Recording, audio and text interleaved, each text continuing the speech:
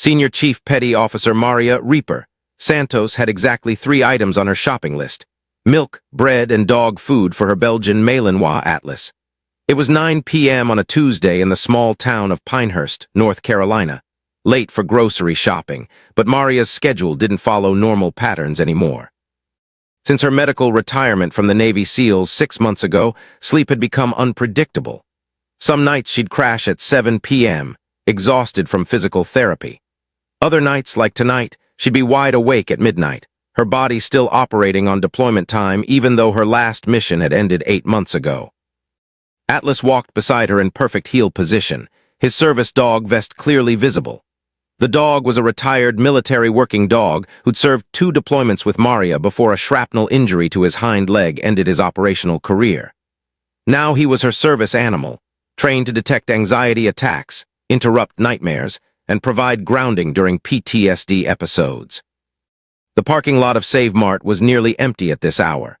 Maria's truck was parked near the entrance, one of only 5 vehicles in the lot. She preferred late-night shopping precisely because of the lack of crowds, fewer people staring at the scars on her face and neck, fewer questions about her injuries, fewer opportunities for the hypervigilance to spike into full panic. Maria was loading her groceries into the truck bed when she heard it. A scream, sharp and terrified, coming from the far corner of the parking lot. Every instinct from 12 years as a SEAL kicked in immediately. Maria's hand went to her concealed carry weapon, a Glock 19 she was licensed to carry, and she moved toward the sound with tactical precision. Atlas heeled quiet. The dog fell into combat mode instantly, moving silently at Maria's left side, ears forward, every sense alert. As they rounded a row of parked cars, Maria took in the scene in seconds.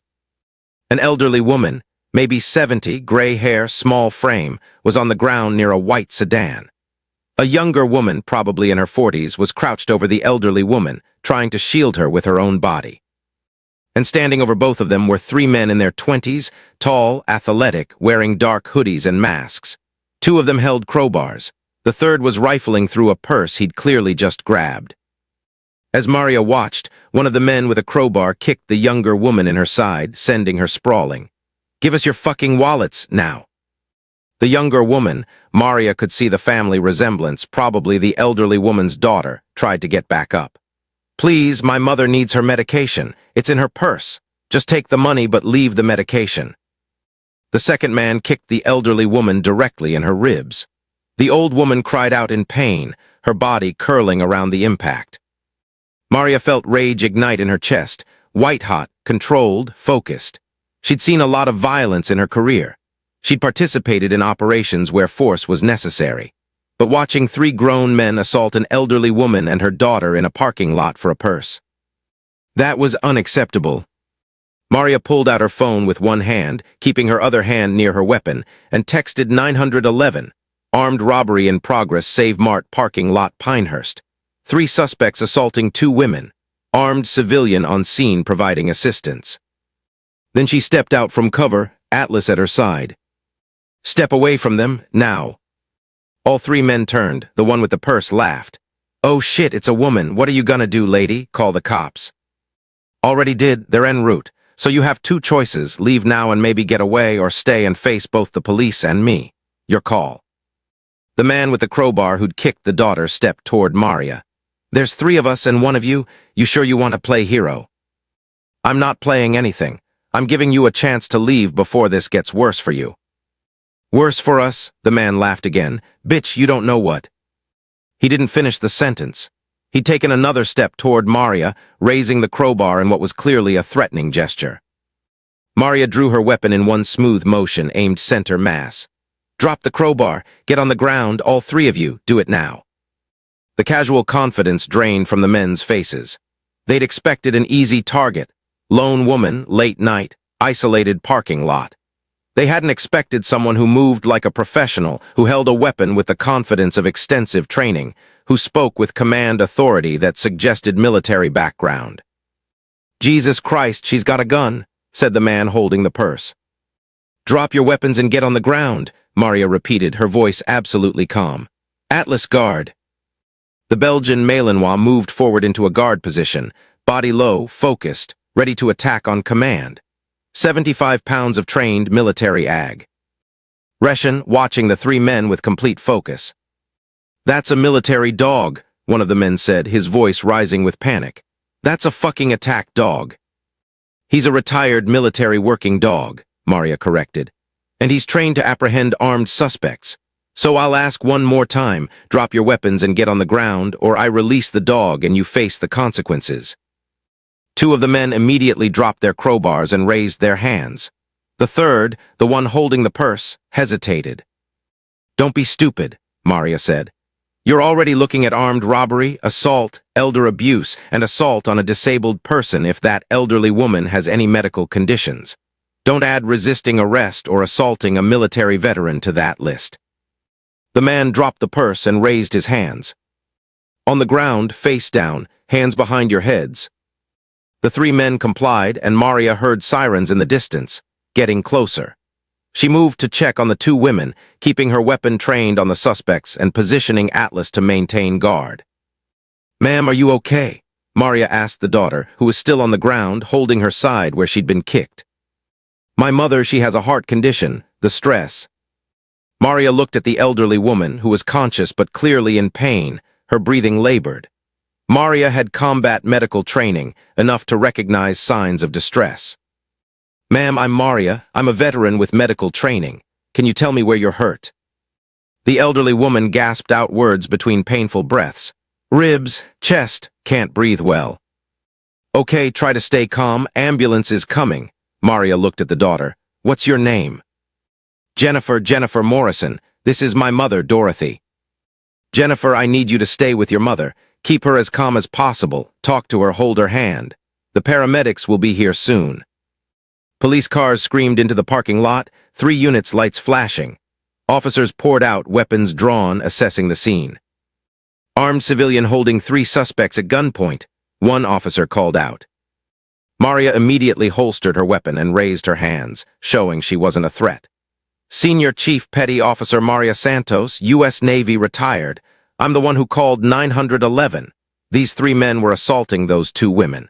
I intervened and detained them until you arrived." An officer Maria recognized, Sergeant Tom Crawford, a Marine veteran who she'd met at local veteran events, approached carefully. "Reaper, is that you?" "Hey, Tom, yeah, it's me." Tom's entire demeanor changed. "Officers, stand down. She's one of ours, Navy SEAL, just retired. Reaper, what happened?" Maria explained quickly and efficiently while other officers secured the 3 suspects and paramedics attended to Dorothy and Jennifer. The elderly woman was loaded into an ambulance, her daughter going with her, both of them repeatedly thanking Maria as they were transported. "We'll need a full statement," Tom said, "but based on what I'm seeing, weapons on the suspects, injuries to the victims, your intervention, this is going to be clear-cut. You saved those women, Reaper. Those guys were about to seriously hurt them."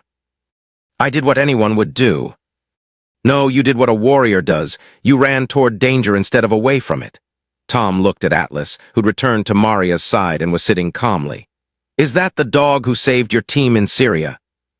"That's him, Atlas, best partner I ever had." "He's a good boy," Tom said, reaching down to pet the dog's head. "You both are heroes." After giving her statement and watching the 3 suspects be arrested and driven away, Maria was finally cleared to leave. It was past midnight now, and the adrenaline was wearing off, leaving her shaky and exhausted. She drove home in silence, Atlas in the passenger seat, both of them processing what had happened. In her small rental house on the edge of town, Maria sat on the couch with Atlas pressed against her side. Deep pressure therapy, something he did instinctively when he sensed her stress levels rising. "We did good tonight, didn't we, boy?" Maria murmured, stroking his fur. Atlas's tail thumped once against the couch cushion. Maria's phone buzzed. A text from Tom Crawford, Dorothy Morrison in stable condition. "Bruised ribs, minor heart episode from stress, but she'll be okay. Jennifer has bruised ribs and contusions, but nothing serious. Both asking about you. Can I give them your contact info?" Maria hesitated. She wasn't good at this. The aftermath, the gratitude, the connections that came from these situations. She preferred to help and then disappear, not to be drawn into people's lives. But something about Dorothy and Jennifer's situation resonated.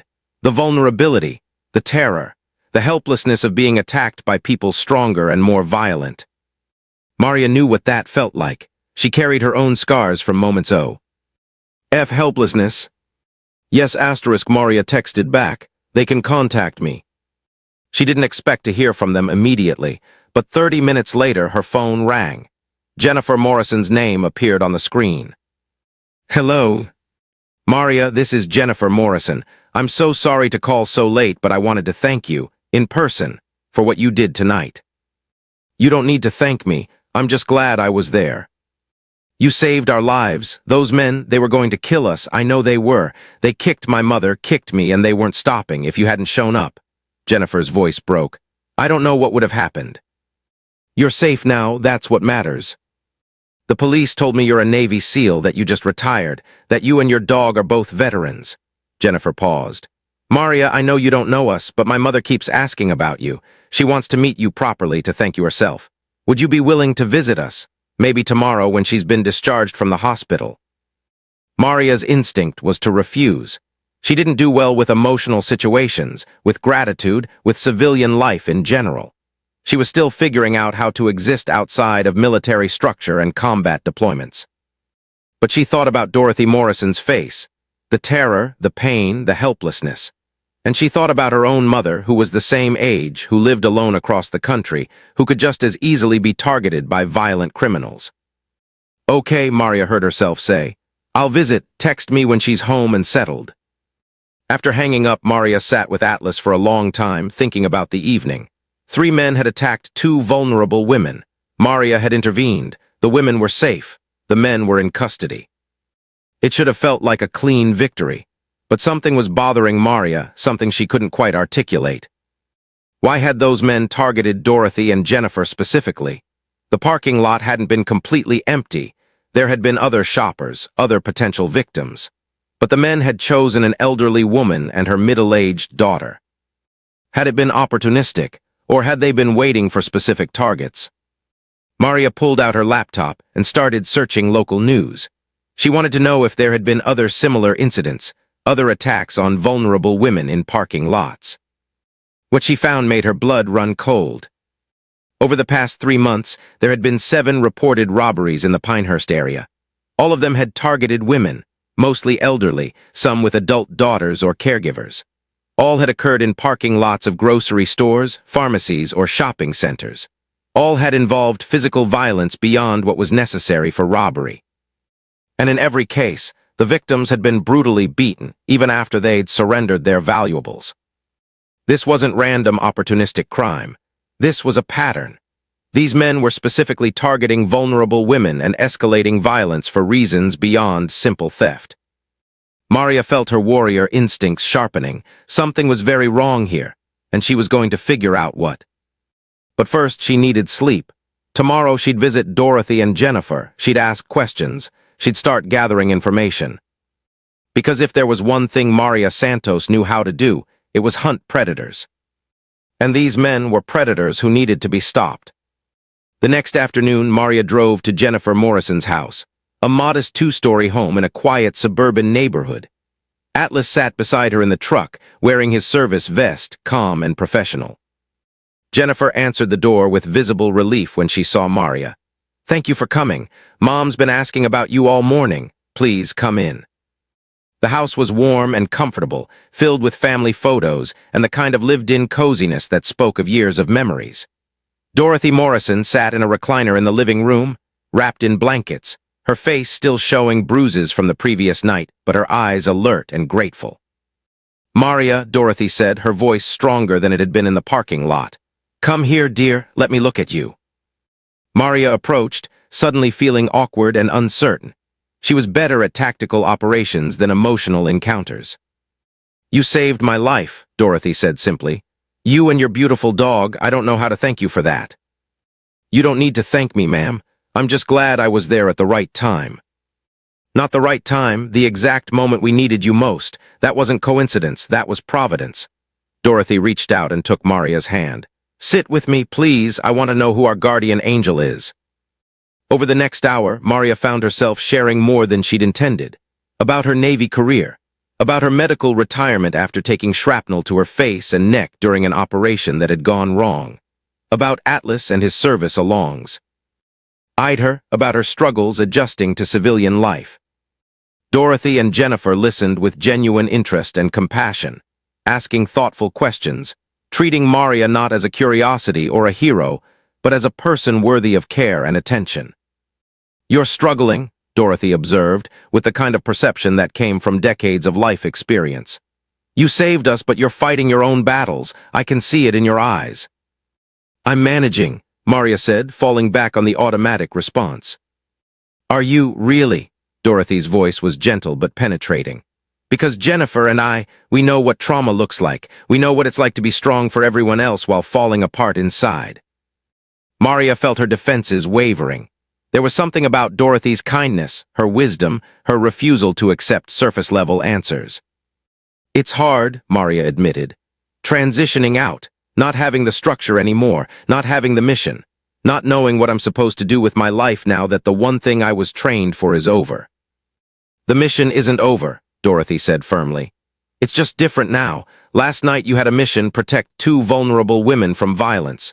You executed that mission perfectly. That's who you are, Maria, a protector, a warrior. That doesn't end just because you're not active duty anymore." "But what am I supposed to do? Walk around looking for people to rescue?" "No, you're supposed to live your life while remaining ready to act when duty calls, which is exactly what you did last night." Dorothy squeezed Maria's hand. "You're not lost, dear, you're transitioning, and that's hard, but you're doing it. And you're still serving, still protecting, still making a difference." Jennifer brought tea and cookies, and the conversation shifted to lighter topics. But Maria couldn't shake Dorothy's words. The mission isn't over. It's just different now. As Maria was preparing to leave, she asked the question that had been bothering her since the previous night. "Can I ask you something? Those men who attacked you, had you seen them before? Were they following you?" Jennifer and Dorothy exchanged glances. "Why do you ask?" Jennifer said carefully. "Because I did some research last night. There have been 7 similar attacks in the area over the past 3 months, all targeting women, all in parking lots, all involving excessive violence even after the victims complied." Dorothy's expression grew troubled. "The police asked us the same thing, and yes, I think they might have been following us, or following my mother specifically." "What makes you think that?" Jennifer spoke quietly. "My mother is a retired family court judge. She handled a lot of difficult cases over her 30-year career: custody disputes, child protective services cases, domestic violence. She made enemies. People who blamed her for losing custody of their children, or for being ordered into treatment programs, or for going to prison after she ruled against them. About 2 months ago, we started noticing a car that seemed to be following us. Dark sedan, tinted windows. It would show up when we went grocery shopping, when we went to doctor appointments, when we went to church. We reported it to police, but there wasn't enough evidence to do anything." Maria's instincts were screaming now. "Do you think last night was targeted, not random robbery but a deliberate attack?" "I don't know," Dorothy said. "The police are investigating, but Maria, if those men were sent to hurt me specifically, to punish me for rulings I made as a judge, then they might come back, they might try again." "Not if I have anything to say about it," Maria said, her voice hardening into command tone. "Dorothy, Jennifer, I want you to take some precautions. Vary your routines. Don't go out alone, especially at night. Install security cameras if you don't have them already. And if you see anything suspicious, anything, you call 911 immediately, and then you call me." Maria gave them her contact information. "I mean it, day or night. If you're in danger, I want to know about it." After leaving the Morrison house, Maria sat in her truck with Atlas, thinking hard. If those men had been hired to hurt Dorothy, if this was about revenge for her judicial rulings, then last night might not have been the end of it. Someone might try again, and next time Maria might not be there to intervene. She needed more information. She needed to understand who might want to hurt a retired judge badly enough to hire thugs to assault her. Maria pulled out her phone and called Tom Crawford. "Tom, it's Reaper. I need a favor. Can you tell me anything about the 3 men arrested last night? Names, backgrounds, criminal histories." "Officially, I can't share case details, but unofficially, between veterans. Those guys have serious criminal records: armed robbery, assault, drug trafficking. They're not small-time thieves." career criminals with connections to some bad people. What kind of bad people? The kind that hire muscle to do dirty work, the kind that don't do their own violence but pay others to do it for them. Tom paused. Reaper, where are you going with this? Just trying to understand if last night was random or targeted. Dorothy Morrison is a retired judge. She made enemies during her career. I'm wondering if someone hired those men to hurt her specifically. That's a theory the detectives are exploring, but it's hard to prove without one of the suspects flipping, and career criminals don't usually cooperate with police. What if I could get information a different way?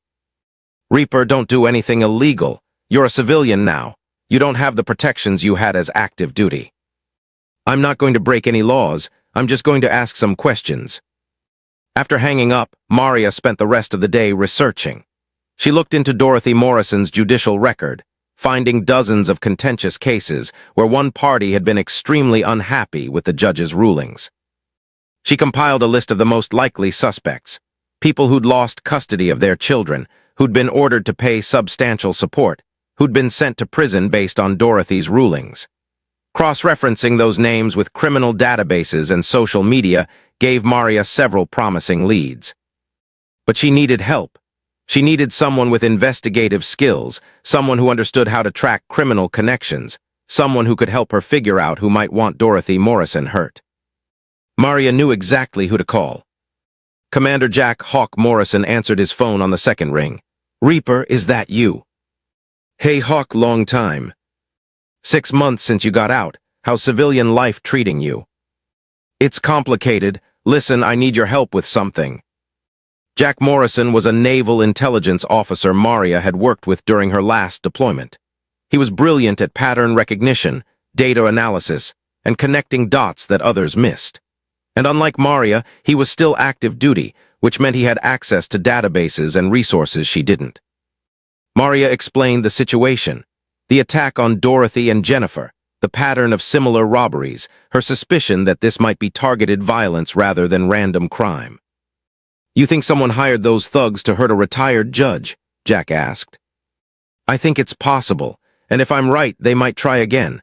I need to figure out who's behind this so we can stop them before someone gets killed. Send me the case files and the list of names you compiled. I'll run them through our databases, see if anything pops, but Reaper, be careful. If this is organized crime or hired violence, these aren't people to mess with casually. I'm not messing with them casually. I'm hunting them professionally. Jack laughed. There's the Reaper I remember. Okay, I'll see what I can find. Give me 24 hours. While waiting for Jack's analysis, Maria decided to do some old-fashioned detective work. She drove to the locations of the previous 7 robberies, walking through the parking lots, looking for patterns in victim selection, timing, and approach. What she found was chilling. Every location had security cameras, but all of them had been disabled or vandalized before the attacks occurred. Someone was doing reconnaissance, identifying cameras, and taking them out before the robberies. This wasn't opportunistic street crime. This was professional, organized, and planned. Maria also noticed something else. All 7 previous victims had some connection to the judicial system. 2 were retired lawyers. 1 was a court clerk. 2 were social workers who'd testified in family court cases. 1 was a guardian ad litem who represented children in custody disputes. The pattern was undeniable. Someone was targeting people connected to family court proceedings. And Dorothy Morrison, a retired family court judge, fit that pattern perfectly. Maria was photographing one of the disabled security cameras when a voice behind her said, "You're very observant." Maria spun, her hand instinctively moving toward her concealed weapon. A woman stood there, mid-40s, professional attire, carrying herself with the confidence of someone in law enforcement. "Detective Laura Chen, Pinehurst Police Department," the woman said, showing her badge. "I've been investigating these robberies, and I've been watching you for the past 20 minutes, wondering who you are and why you're documenting my crime scenes." Maria relaxed slightly but remained alert. "Senior Chief Petty Officer Maria Santos, U.S. Navy, retired. I was involved in the incident last night at Save Mart. I'm trying to understand if there's a pattern." Detective Chen studied Maria for a long moment. "You're the one who stopped the robbery. Sergeant Crawford told me about you, Navy SEAL C." Combat veteran, intervened to save Dorothy Morrison and her daughter. That's me. And now you're conducting your own investigation into the other robberies. I'm concerned that what happened last night wasn't random. I think Dorothy Morrison was specifically targeted, and I think whoever wanted her hurt might try again. Chen nodded slowly. I've been thinking the same thing, walk with me. They moved to Chen's unmarked car, and the detective pulled out a case file. 7 robberies over 3 months, all involving women connected to family court proceedings, all occurring in parking lots with disabled security cameras, all involving excessive violence that goes beyond what's necessary for robbery. You've connected the dots too, Maria observed. Yes, but I can't prove it. I need evidence linking these crimes to a specific person or organization ordering the attacks. The 3 men arrested last night aren't talking. They lawyered up immediately and haven't said a word. What if someone could make them talk? Someone they're more afraid of than their bosses? Chen looked at Maria sharply. I can't condone vigilante justice or illegal interrogation methods. I'm not suggesting anything illegal. I'm suggesting strategic pressure. These men are career criminals. They operate on fear and self-interest. What if we could convince them that cooperating is in their best interest? How? By making it clear that whoever hired them has already thrown them under the bus. That they're facing decades in prison while the person who ordered the hits walks free. That their loyalty is misplaced, and their silence is only protecting people who don't care what happens to them. Chen considered this. That's not illegal, that's good interrogation strategy, but they won't talk to police, they know better. They might talk to someone who isn't police, someone who understands their world, someone who can make them believe cooperation is their only survival strategy. You're suggesting you interrogate them. I'm suggesting I visit them, talk to them. Veteran to veteran, at least one of them is former military based on his tattoos. I speak their language. I understand how to build rapport with people who have seen combat or violence. Let me try. Chen was quiet for a long moment. This is highly irregular. You're a civilian with no official standing in this investigation. But I am a witness and a victim advocate. I can visit them in that capacity. Anything they tell me voluntarily isn't coerced or illegal. It's just conversation. If you get information, you bring it directly to me. No cowboy justice, no vigilante actions. We do this by the book. Agreed. Chen made a phone call, pulled some strings, and within 2 hours, Maria was sitting across from one of the arrested men, the one who'd kicked Jennifer Morrison, in a county jail interview room. His name was Kyle Peterson, mid-20s, muscular, with the hollow eyes of someone who'd seen too much violence. And yes, military tattoos on both arms, Army infantry, deployment to Afghanistan visible in his unit insignia. Who the hell are you? Kyle asked, eyeing Maria with suspicion. Someone like you, combat veteran, served in some of the same places you did based on your tats. Army infantry, right? Afghanistan 2016-2017. Kyle's expression shifted slightly. Navy, but yeah, I was there, how'd you know? Because I was there too. Different job, different unit, but same war, same sand, same shit. Maria leaned forward. Kyle, I'm not police, I'm not your enemy. I'm just someone trying to understand what happened the other night. I'm not talking without my lawyer. I'm not asking about the robbery, I'm asking about why. 3 combat veterans, because your buddies are veterans too, I checked. Why are you robbing old ladies in parking lots? That's not who we are, that's not what we trained for. Kyle's jaw tightened. You don't know anything about me, about what I've been through. You're right, I don't. But I know what I've been through. I know what it's like to come home from war and not fit anywhere. To have civilian jobs feel meaningless. To struggle with PTSD and anger and the feeling that nothing matters anymore. I know what it's like to make bad choices because you're desperate and lost and convinced this is all there is. Maria gestured to the jail around them. But Kyle, this isn't you. Kicking an elderly woman, assaulting a daughter trying to protect her mother, that's not warrior behavior, that's being someone's weapon. What do you want from me?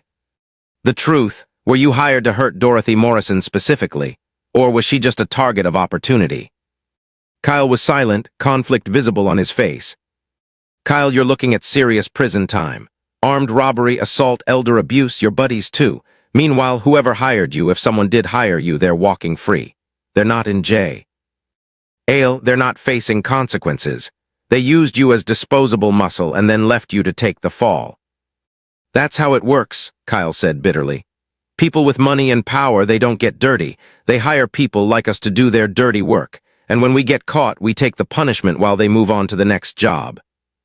It doesn't have to work that way. You could cooperate. Tell the police who hired you. Get immunity or reduced charges in exchange for testimony. Put the real criminals in prison instead of being their scapegoat. I cooperate, I'm dead. These aren't people who forgive snitches. You don't cooperate, you're spending the next 20 years in prison. What kind of life is that?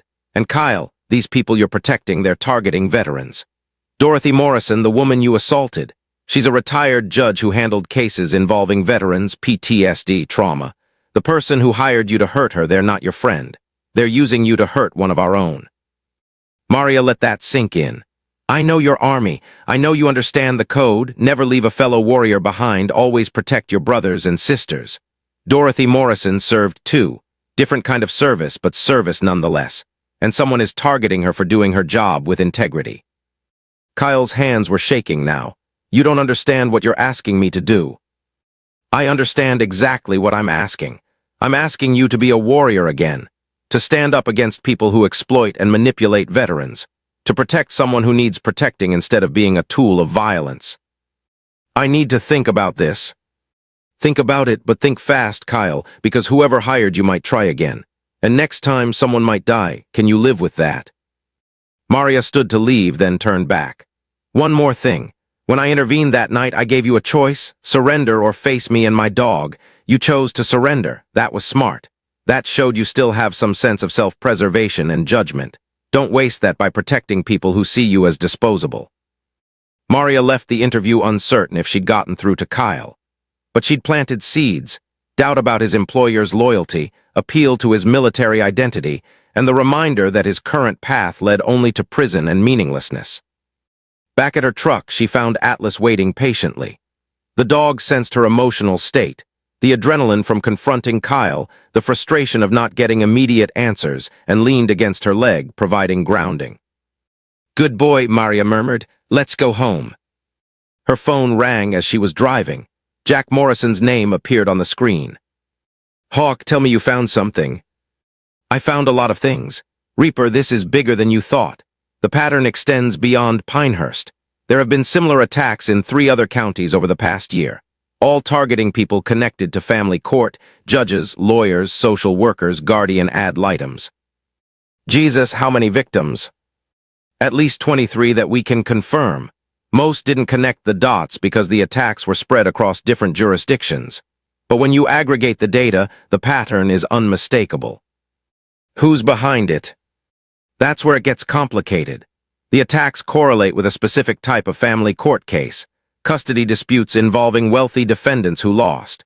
In every case, the victim was someone who ruled against or testified against a wealthy individual in proceedings involving child custody or child protective services.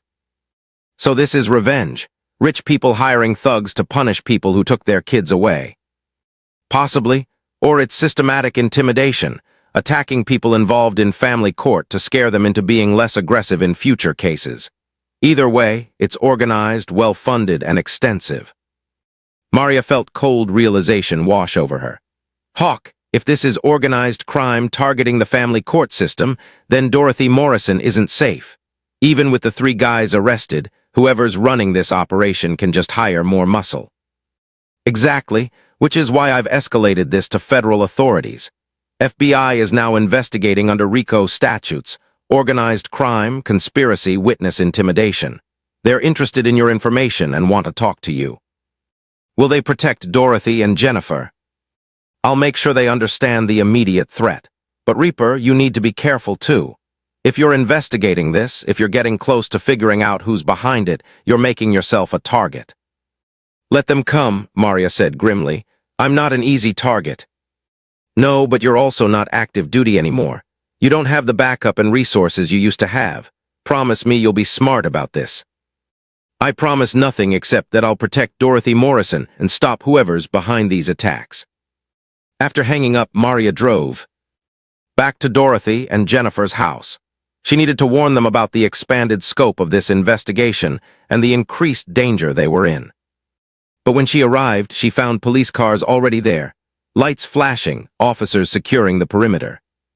Maria's heart raced as she jumped out of her truck, Atlas immediately at her side. She ran to the police line where she saw Detective Chen talking urgently into her radio. "What happened?" Maria demanded. Chen turned, her expression grim. "Someone tried to break into the Morrison house 20 minutes ago. 2 men, armed with handguns, attempted forced entry through the back door. Jennifer called 911, the alarm company alerted us, and units responded within 4 minutes. The suspects fled before we arrived." "Are Dorothy and Jennifer okay?" "Shaken but unharmed. But Reaper, this confirms your theory. Someone is definitely targeting Dorothy Morrison specifically, and they're not giving up." Maria felt rage building, cold, focused, deadly. "Where are they now?" "Inside, giving statements, but they can't stay here. This location is compromised. We need to move them to a safe house." "No," Maria said. "Safe houses can be found, addresses can be leaked. They need protection that can't be compromised." "What are you suggesting?" "They stay with me.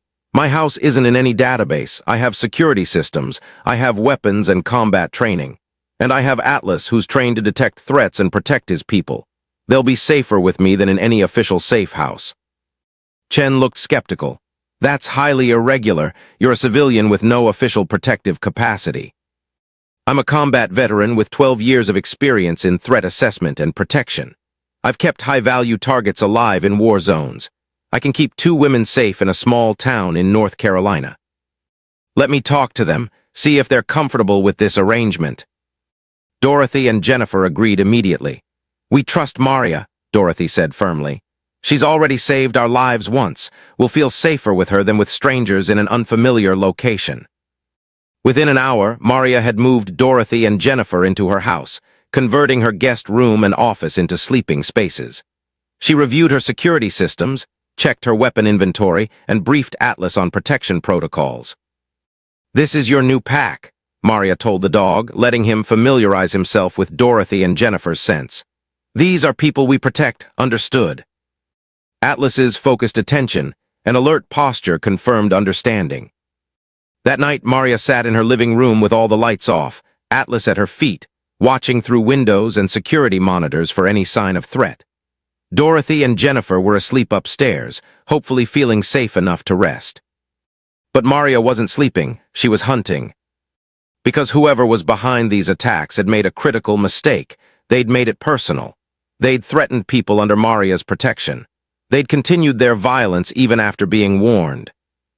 And now Maria Santos, former Navy SEAL, trained warrior, and very pissed-off protector, was coming for them. She just needed to figure out who them was. Her phone buzzed with a text from Detective Chen. "Kyle Peterson is asking to speak with you again. Says he's ready to talk. Can you come to the jail tomorrow morning?" Maria smiled grimly. The seeds she'd planted had taken root. Tomorrow she'd get answers. And then she'd end this threat permanently. Kyle Peterson looked worse than he had during their first meeting. His eyes were red-rimmed from lack of sleep, his hands shook slightly, and his entire posture screamed internal conflict. "You came back," Kyle said when Maria entered the interview room. "You asked for me, I'm here. What changed?" "Last night someone tried to kill me." Maria went very still. "Explain." "Another inmate, guy I've never met, never had problems with, came at me in the rec yard with a shank. Said it was a message, keep your mouth shut or die. Guards stopped him before he got to me, but the message was clear. Someone knows I've been talking to you and they're trying to silence me." Who sent the message?" "I don't know names, that's how it works. We get orders through intermediaries, get paid in cash, never meet the people actually calling the shots. But I know who coordinates the jobs. Guy named Vincent Russo. He runs muscle for hire, mostly for rich people who need dirty work done." "What kind of dirty work?" "Intimidation, assault, property damage, occasional worse things I'm not gonna talk about. He's got a network of guys, mostly veterans, mostly struggling, mostly desperate for money. He recruits at VA hospitals, veteran support groups, places where he can find trained fighters who are having a hard time." Maria felt sick. He's exploiting veterans. Yeah, targets guys who are vulnerable, offers them cash for jobs that seem simple, rough someone up, scare someone, nothing too serious. But it escalates. You do one job, then another, then suddenly you're in deep and can't get out. How did you get involved? I came home from Afghanistan with PTSD, couldn't hold down a job, got behind on rent and child support. Russo found me at a veterans center, offered me quick money for security work. First few jobs were legit bodyguard stuff, event security. Then it shifted to intimidation. By the time I realized what I was actually doing, I was already compromised. He had leverage, photos, recordings, things that could land me in prison if I didn't keep working for him. Kyle's voice broke. The Morrison job, I didn't know she was a veteran, didn't know she was a retired judge who'd spent her career helping people. Russo just said she was a target who needed to be scared. Told us to rough her up, take her valuables, make it look like a robbery. Who hired Russo to target Dorothy Morrison? I don't know, but I overheard Russo talking on the phone once. He mentioned a name, Malcolm. Said Malcolm wants this done clean, no trails back to him. I don't know Malcolm's last name or anything else about him. Maria pulled out her phone and showed Kyle photos of the wealthy defendants from Dorothy's most contentious cases. Any of these people look familiar. Kyle studied the photos carefully, then pointed to one. Him. I saw him meeting with Russo once about 2 months ago. They were in a parking garage, thought no one could see them. But I was waiting in a car nearby, saw them talking. Maria looked at the photo. Malcolm Hendricks, real estate developer, multimillionaire, lost custody of his 2 children after Dorothy Morrison ruled he was unfit due to documented abuse and narcotic addiction. The case had been bitter and public, with Hendricks vowing revenge against the judge who destroyed his family. That's our target, Maria said quietly. He's dangerous, rich, connected, and completely ruthless. And if he knows I've identified him, he'll make sure I don't live long enough to testify. That's why you're going into protective custody. Federal protective custody, not county jail. I'll make sure of it. Maria called Detective Chen immediately, relaying Kyle's information. Within hours, Kyle was transferred to federal custody, placed in a secure facility under FBI protection, and officially designated as a cooperating witness in a major organized crime investigation. The FBI moved fast once they had Kyle's testimony. Warrants were issued for Vincent Russo's arrest. His financial records were subpoenaed. His communications were monitored, and a task force was assembled to build a RICO case against Malcolm Hendricks and his network of hired criminals. But Maria wasn't content to wait for the legal system to work.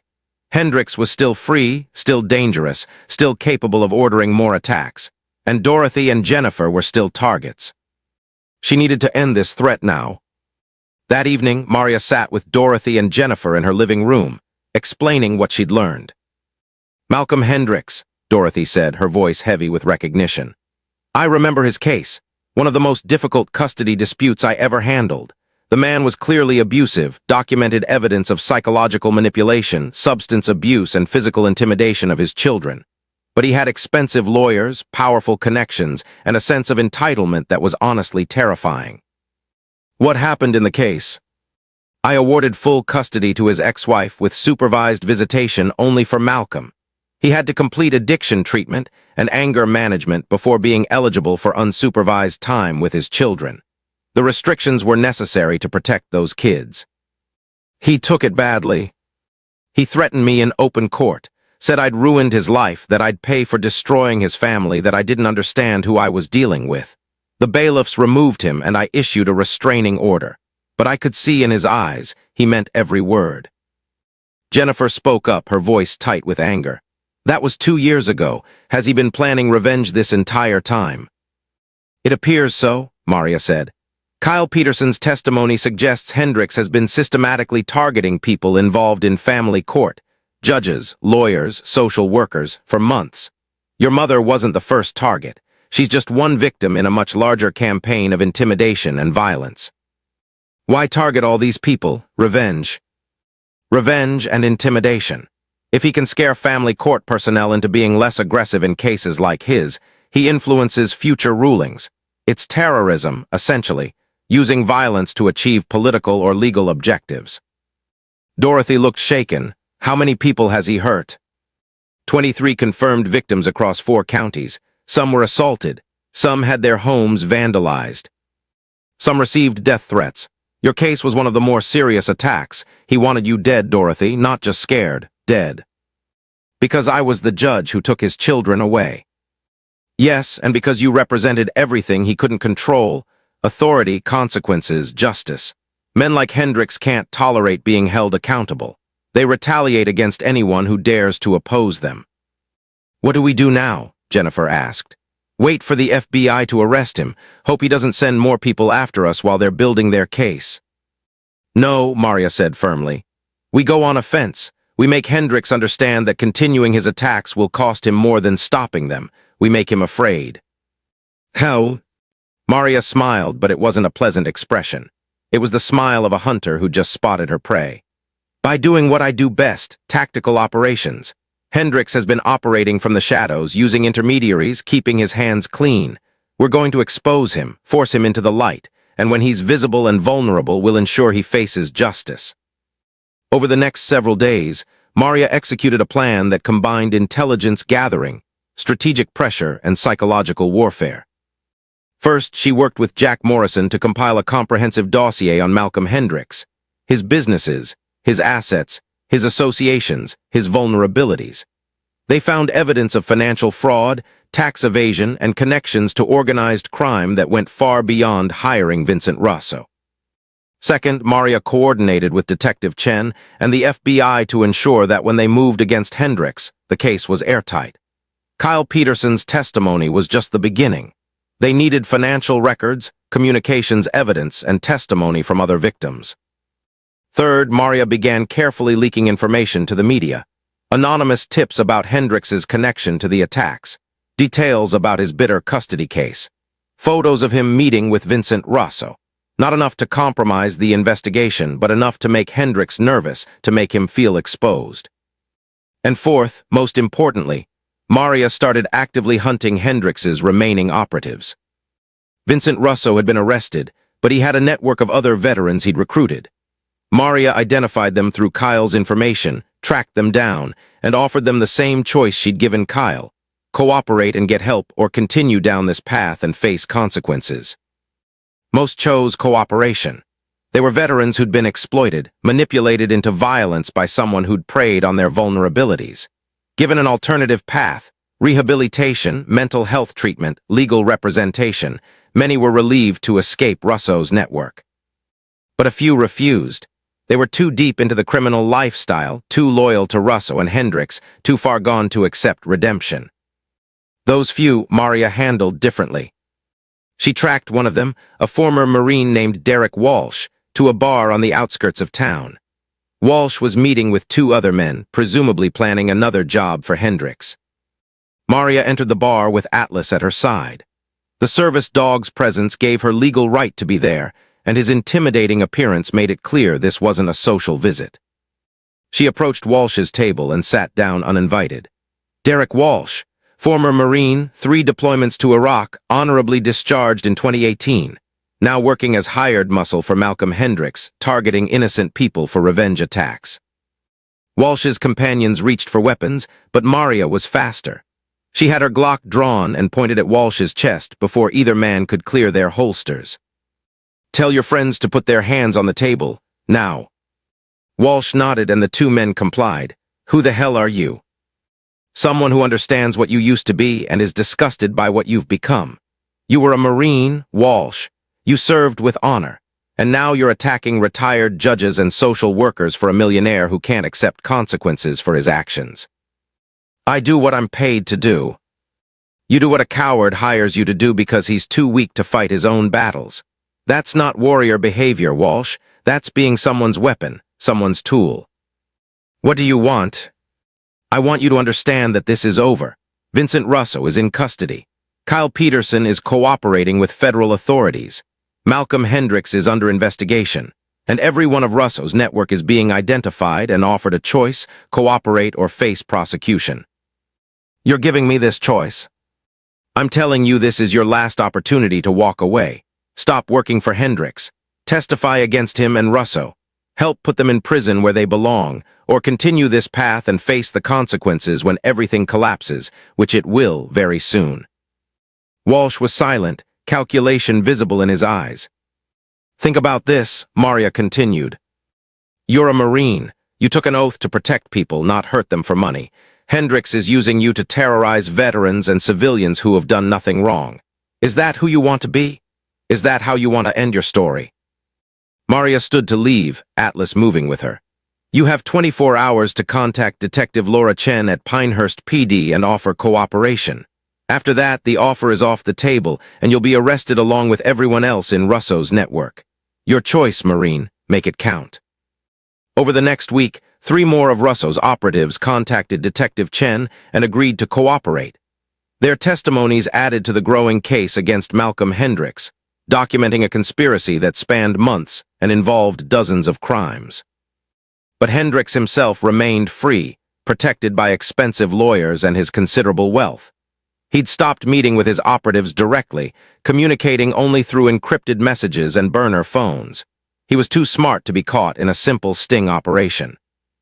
Maria knew they needed something more, something that would force Hendricks to expose himself, to make a mistake that would lead to his arrest.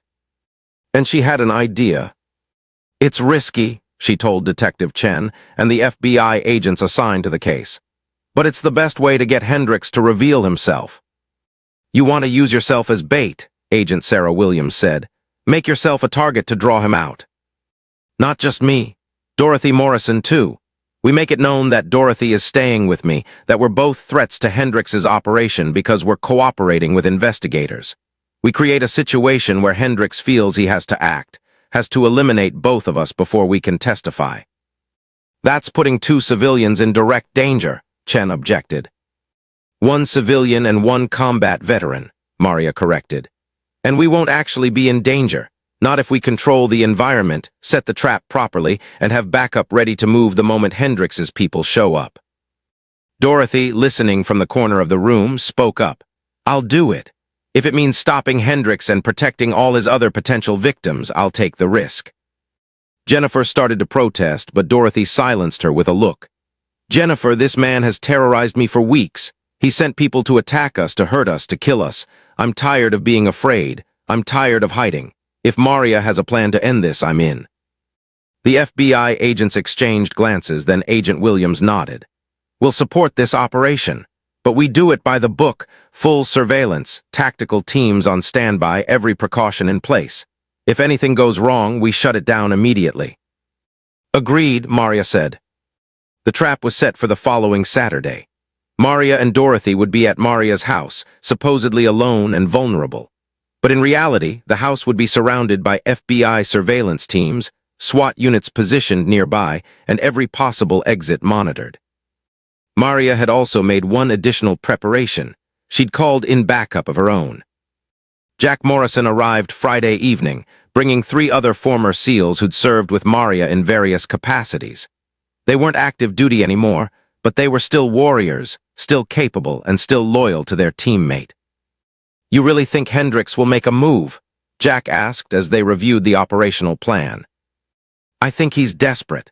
His network is collapsing, his operatives are flipping, and he knows the walls are closing in. Eliminating the 2 primary witnesses, Dorothy and me, is his only chance to avoid prosecution. And if he doesn't take the bait, then we continue building the case the traditional way. But my gut says he'll come. Men like Hendricks can't resist trying to solve their problems with violence. It's all they know. Saturday dawned clear and cold. Maria went through her morning routine with mechanical precision, checking weapons, reviewing security systems, briefing Atlas on protection protocols. The dog could sense the tension in the house and remained on high alert, his training activated. Dorothy was surprisingly calm.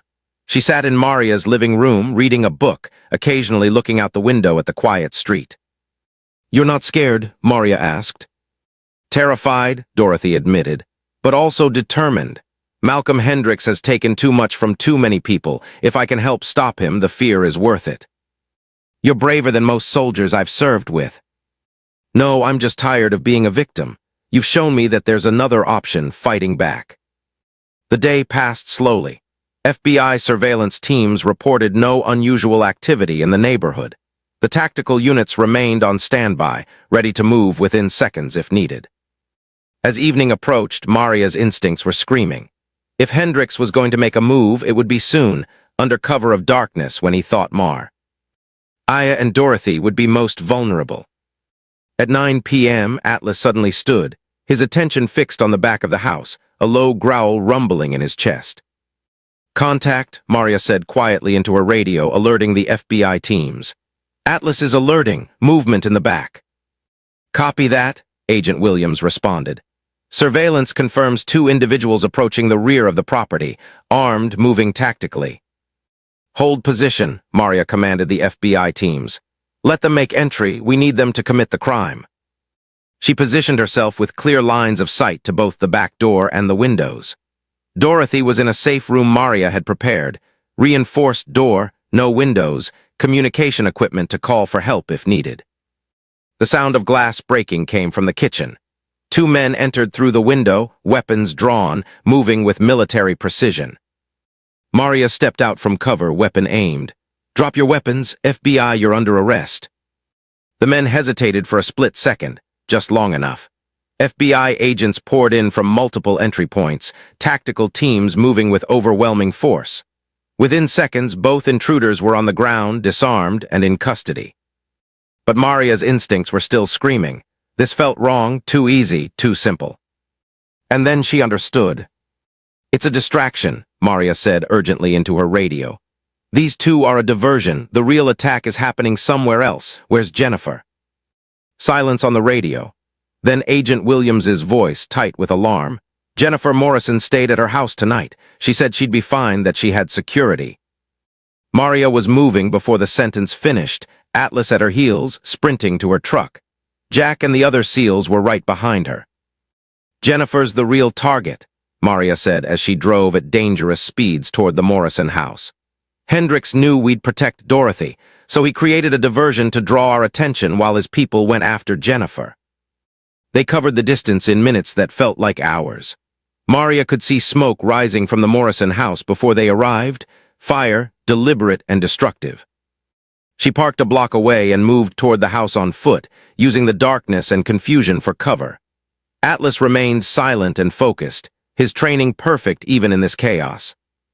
Maria could see 3 figures near the house, one pouring gasoline, one standing watch, and one trying to force open a window where Maria could see Jennifer's terrified face. No time for FBI backup, no time for caution. Maria drew her weapon and moved. Atlas, defend. The Belgian Malinois launched toward the man at the window, hitting him with the full force of his trained attack. The man went down screaming, Atlas's jaws clamped on his arm. Maria fired twice, non-lethal shots to the legs of the man pouring gasoline. He dropped, howling in pain. The third man raised a weapon toward Maria, but Jack Morrison appeared from another angle, tackling him before he could fire. Within seconds, all 3 attackers were subdued. FBI tactical teams arrived moments later, securing the scene, extinguishing the fire before it spread, and extracting Jennifer from the house. Jennifer Morrison collapsed into Maria's arms, sobbing with relief and terror. "They were going to burn me alive," said it was a message that anyone who testifies against Malcolm Hendricks will suffer. "They failed," Maria said firmly. "You're safe and Hendricks is done." The 3 attackers were identified as Malcolm Hendricks's personal security team, men he'd hired directly, not through Vincent Russo's network. And under interrogation, one of them made a critical mistake. He called Hendricks directly, begging for legal help. The FBI traced the call, confirmed Hendricks had known about and ordered the attacks, and arrested him that night at his mansion. Malcolm Hendricks, multimillionaire, real estate mogul, pillar of the community, was led away in handcuffs, charged with conspiracy to commit murder, arson, witness intimidation, and multiple counts of assault and battery. The case was airtight. Between Kyle Peterson's testimony, the other cooperating witnesses, the 3 attackers caught in the act, and the financial records documenting payments to Russo and his network, Hendricks was facing life in prison with no possibility of parole. 2 weeks later, Maria stood in a courtroom watching Hendricks's arraignment. He looked diminished somehow, stripped of his arrogance, his power, his sense of invincibility. He was just a bitter man who tried to use violence to avoid consequences and had finally been held accountable. Dorothy Morrison sat beside Maria, her hand finding Maria's and squeezing tightly. "Thank you," Dorothy whispered. "For everything. For saving my life, for protecting Jennifer, for stopping this man before he hurt anyone else." "You did the stopping," Maria replied. "You stood up to him, you refused to be intimidated. You were brave when it mattered most. I had a good teacher." After the arraignment, Maria walked out of the courthouse to find a crowd waiting. The 23 other victims of Hendrix's campaign of terror, all gathered to thank her and celebrate his arrest. They were judges and lawyers and social workers and guardian ad litems. They were veterans and civilians. They were people who'd been terrorized, assaulted, and traumatized by a man who couldn't accept that actions have consequences. And now they were survivors, standing together, no longer isolated in their trauma but united in their victory. A reporter approached Maria as she was leaving. "Senior Chief Santos, you've become a symbol of standing up to bullies and protecting the vulnerable. What's next for you?" Maria looked at Atlas, at Dorothy and Jennifer standing nearby, at the crowd of survivors who'd found strength in community. "Next, I'm going to keep doing what I do, protecting people who need protecting, standing up to those who exploit the vulnerable, and helping veterans find purpose beyond their military service. The mission doesn't end when you retire. It just changes form." "Are you still struggling with your own transition to civilian life?" "Every day," Maria admitted honestly. "But I'm learning that struggling doesn't mean failing. It means growing. And I'm learning that warriors don't stop serving when they take off the uniform. They just find new battles to fight, new people to protect, new ways to make a difference." The reporter smiled. "That's inspirational. Thank you, Senior Chief Santos." As Maria drove home that evening, Atlas asleep in the passenger seat, she thought about everything that had happened since that night in the Save Mart parking lot. She'd been lost, isolated, convinced her life had no purpose beyond the military career that had ended. And then Dorothy and Jennifer had been attacked, and Maria had intervened. And that single act of protection had led to exposing a criminal conspiracy, helping dozens of victims find justice, and discovering that being a warrior wasn't about wearing a uniform. It was about having the courage to stand up when others needed you most. Dorothy had been right. The mission wasn't over, it was just different now. And Maria Santos was ready for whatever came next. 3 months after Malcolm Hendrix's arrest, Maria Santos stood in front of a classroom at the local community college, looking at 20 faces, all veterans, all struggling with various aspects of civilian transition, all searching for purpose and meaning beyond military service. "Good morning," Maria said. "I'm Maria Santos. Some of you may have seen me in the news recently. For those who haven't, I'm a retired Navy SEAL who spent 6 months after retirement convinced I was broken, useless, and had nothing left to contribute to the world. I isolated myself. I avoided people. I struggled with PTSD and depression and the overwhelming sense that my life had no purpose. And then something happened that forced me to remember who I was and what I was capable of." Maria told them about the night in the parking lot, about Dorothy and Jennifer, about the investigation that followed, about discovering that being a warrior didn't end with retirement, it just transformed into different kinds of battles. "I'm teaching this class because I want you to understand something that took me too long to figure out. Your military skills, your training, your warrior mindset, they're not obsolete in civilian life. They're assets. They're things that make you valuable, capable, and uniquely positioned to make a difference." Over the next 2 hours, Maria taught practical skills for translating military experience into civilian contexts, situational awareness for personal safety, leadership principles for business or community work, problem-solving approaches learned in combat that applied to civilian challenges. But more than that, she taught them that they weren't alone in their struggles, that transition was hard for everyone, and that asking for help wasn't weakness, it was strategy. After class, several students approached Maria with questions, stories, and gratitude. One young woman, an Army veteran named Ashley who'd lost her leg to an IED, hung back until the others left. "Senior Chief Santos, can I ask you something personal?" "Call me Maria, and yes, ask me anything." "How did you stop feeling angry all the time? After your injury, after your retirement, how did you let go of the rage?" Maria recognized the pain in Ashley's eyes. She'd carried that same pain for months. "I didn't let go of the rage," Maria admitted. I redirected it. I turned it into fuel for protecting others, for fighting injustice, for making sure my sacrifices meant something beyond my own career. But the anger is still there. Sometimes, PTSD doesn't magically disappear. Bad days still happen. But I've learned to manage it, to channel it into productive action rather than letting it consume me. Maria paused. Ashley, can I ask what you're struggling with specifically? The young woman's face crumpled. Everything. I hate my prosthetic. I hate how people stare. I hate that I can't do the job I loved anymore. I hate that I'm only 26 and my entire life feels over. Your life isn't over, it's different. That's not the same thing. It feels the same. Maria thought carefully about how to respond. She could offer platitudes, empty reassurances that everything would be okay, or she could tell the truth. Ashley, I'm going to tell you something I wish someone had told me. It doesn't get easier. You don't wake up one day and suddenly everything is fine. The loss, the grief, the anger, those things stay with you. But what changes is how you carry them. You learn to build a life around your wounds instead of in spite of them. You find purpose that incorporates your experiences rather than trying to forget them. And you connect with people who understand, who have walked similar paths, who can support you when the weight gets too heavy. I don't know where to start. Start by not isolating yourself. Come to the veteran support group I help run Tuesday and Thursday evenings at the VFW hall. Start by accepting that asking for help isn't weakness. And start by giving yourself permission to grieve what you've lost while remaining open to what you might find. Ashley nodded, wiping tears. Can I ask one more thing? That dog who was with you when you stopped the robbery, is he here?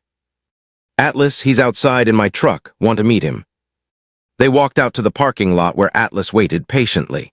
When he saw Maria, his tail wagged, but he remained in the truck until she gave the release command. Atlas, this is Ashley. She's a warrior like us. Say hello. The dog approached Ashley and sat in front of her, offering his paw, a gesture of greeting and connection. Ashley knelt down, taking the offered paw, and Atlas leaned against her, providing the kind of comfort only a dog could give.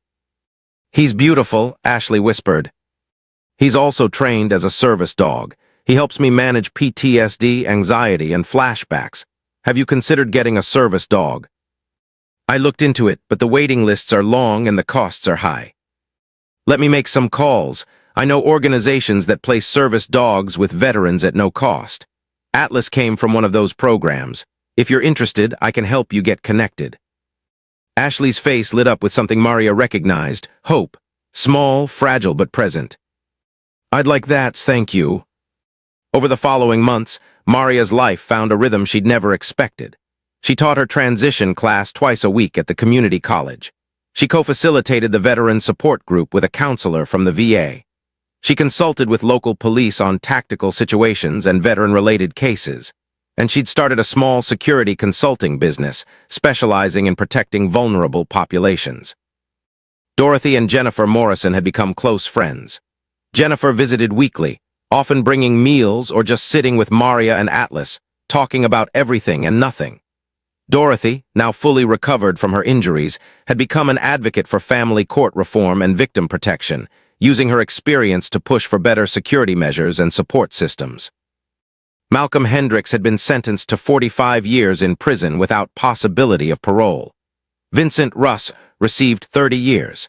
The other members of their network received varying sentences based on their level of involvement and cooperation. And the 23 victims of their campaign had formed a support organization, Survivors United, dedicated to helping others who'd experienced targeted violence and intimidation. Maria served on their board, providing security expertise and veteran perspective. But the most significant development came from an unexpected source. Ashley, the young Army veteran Maria had met after class, had been matched with a service dog, a German shepherd named Valor who'd been medically retired after injuring his leg during deployment. The parallel to Ashley's own injury wasn't lost on either of them. Watching Ashley and Valor work together, seeing the young veteran rediscover confidence and purpose, reminded Maria of her own journey with Atlas. You changed my life, Ashley told Maria one evening after a support group meeting. Not just by helping me get Valor, but by showing me that being wounded doesn't mean being broken. That disability doesn't mean inability. that I could still be a warrior even without my leg. You were always a warrior, Maria replied. You just needed to remember it. I want to do what you do, help other veterans, teach them what you've taught me. Can you show me how? And so Maria took on our first protege. She trained Ashley in security consulting, introduced her to the network of organizations serving veterans, and taught her everything she'd learned about translating military skills into civilian impact. Within 6 months, Ashley was co-teaching the transition class, running her own support group for women veterans, and building a consulting practice focused on accessibility and adaptive technology for disabled veterans. I'm so proud of you, Maria told Ashley after watching her lead a particularly powerful group session. You've taken everything you learned and amplified it. You're making a difference for people I could never reach. Because you showed me how, you're like the mother I never had. Maria felt unexpected emotion well up. She'd never thought of herself as a mentor, a mother figure, a person who nurtured others. She'd always been the tip of the spear, the one who went into danger, who executed missions, who protected through force. But this, helping veterans find their way, providing guidance and support, creating ripples of positive change, this was a different kind of protection, and it mattered just as much. 1 year after the night in the Save Mart parking lot, Maria received an invitation to speak at a national conference on veteran transition and mental health. The organizers wanted her to share her story, from isolation to purpose, from struggling to thriving, from warrior to warrior in a different context. Maria stood backstage, nervous in a way she'd never been before combat missions. Speaking in front of thousands of people felt more intimidating than any firefight. Atlas leaned against her leg, grounding her. Dorothy and Jennifer sat in the front row. Ashley waited in the wings, there for moral support. And scattered throughout the audience were dozens of veterans Maria had worked with, success stories of people who'd found their way through the darkness with guidance and support. When her name was announced, Maria walked onto the stage with Atlas at her side. The audience erupted in applause, not just polite conference clapping, but genuine, enthusiastic recognition. Thank you, Maria said once the applause died down. I'm Maria Santos. A year ago, I was a recently retired Navy SEAL who was convinced my life was over. I'd lost my career, my identity, and my sense of purpose. I isolated myself, avoided connections, and spiraled into depression that nearly killed me. And then I heard gunshots in a parking lot. And instead of walking away, instead of telling myself it wasn't my problem, I ran toward the danger. Because that's what warriors do. We protect people who need protecting. We stand up against violence and injustice. We refuse to abandon our post, even when that post has changed. Maria told the full story. The attack on Dorothy and Jennifer, the investigation into Hendrix's conspiracy, the discovery that her military skills were desperately needed in civilian contexts, the journey from isolation to community and purpose. I'm not going to stand here and tell you that transition is easy. It's not. Some days are still incredibly hard. PTSD doesn't magically disappear. Loss and grief don't vanish just because you found new purpose. But what changes is your relationship with those struggles. You learn that you're not alone, that thousands of veterans are walking similar paths, facing similar challenges. You learn that asking for help isn't weakness, it's tactical wisdom. You learn that the skills you developed in service, leadership, problem-solving, courage under pressure, are assets in civilian life, not liabilities. Most importantly, you learn that being a warrior doesn't end when you take off the uniform. It transforms. You find new battles to fight: poverty, injustice, violence, exploitation. You find new people to protect: vulnerable populations, struggling veterans, communities under threat. You find new ways to serve that are just as meaningful as your military service. Maria gestured to the audience. Every one of you is still a warrior. You're struggling with transition, with wounds visible and invisible, with finding your place in a world that doesn't always understand what you've experienced. But you're still warriors. You're still capable of extraordinary things. You're still valuable beyond measure. Don't let anyone, including yourself, convince you otherwise. The standing ovation lasted 5 minutes. Maria stood there, overwhelmed by the response, Atlas pressed against her leg, tears streaming down her face. After the speech, Maria was surrounded by veterans wanting to share their stories, ask questions, and express gratitude. She stayed for hours, talking to each person who approached, offering encouragement and resources and hope. One older veteran, a Vietnam-era Marine, approached with tears in his eyes. "I've been struggling for 40 years, 40 years of thinking I was broken, that my service didn't matter, that I had nothing left to contribute. Your words tonight, they gave me hope for the first time in decades. Thank you." Maria hugged him tightly. "Your service mattered, you matter, and it's never too late to find purpose and meaning, never." 2 years after that night in the parking lot, Maria Santos's life looked nothing like she'd imagined when she'd retired from the Navy. She ran a successful security consulting firm that specialized in protecting vulnerable populations and training organizations on threat assessment. She taught 3 classes at the community college: veteran transition, tactical awareness for civilians, and crisis intervention. She co-facilitated multiple support groups for veterans, and she'd become a nationally recognized speaker on veteran mental health and transition. Atlas had slowed down. He was 11 years old now, still serving as Maria's companion and occasional working dog, but mostly enjoying retirement in the backyard, sunbathing and playing with the 2 younger dogs Maria had adopted to eventually replace him when his time came. Ashley had become Maria's business partner, bringing her expertise in adaptive technology and disability advocacy to expand their consulting practice. Together, they'd helped dozens of organizations become more accessible, more veteran-friendly, and more trauma-informed. Dorothy Morrison had become like a second mother to Maria, providing wisdom, support, and the kind of unconditional love Maria had been missing since her own mother's death years ago. They had dinner together weekly, sometimes just the 2 of them, sometimes with Jennifer and Ashley and other members of their extended chosen family. And the network of veterans Maria had helped continued to grow and thrive. Many had gone on to start their own initiatives, support groups, advocacy organizations, businesses focused on hiring and supporting veterans. The ripple effects of that one night in the parking lot continued to spread outward, touching thousands of lives.